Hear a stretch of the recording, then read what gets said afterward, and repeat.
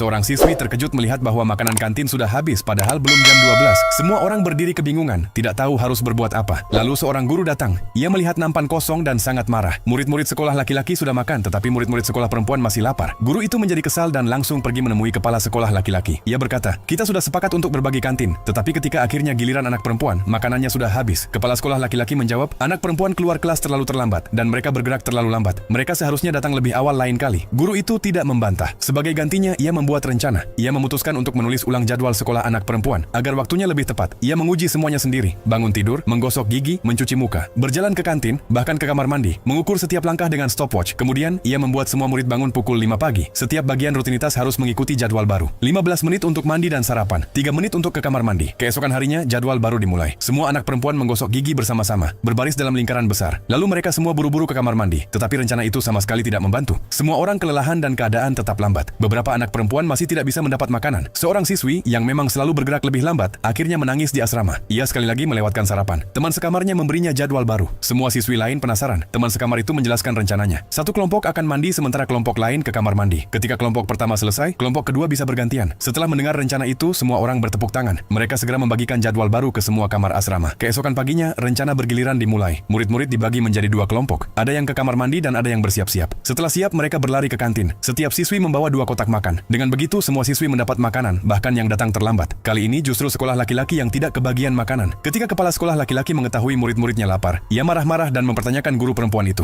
Ia menuduhnya egois. Tetapi guru itu dengan tenang menjawab, "Saya hanya mengikuti saran Anda. Anda sendiri yang bilang agar kami datang lebih awal." Kepala sekolah itu semakin kesal. Ia menyesali ucapannya. Saat itu para siswi maju, membungkuk sopan, dan berterima kasih kepada kepala sekolah. Ia merasa malu, tetapi hanya bisa berkata, "Selama semua kenyang, itu sudah baik." Dan dengan cara itu, para siswi berhasil menyelesaikan masalah tidak kebagian makanan.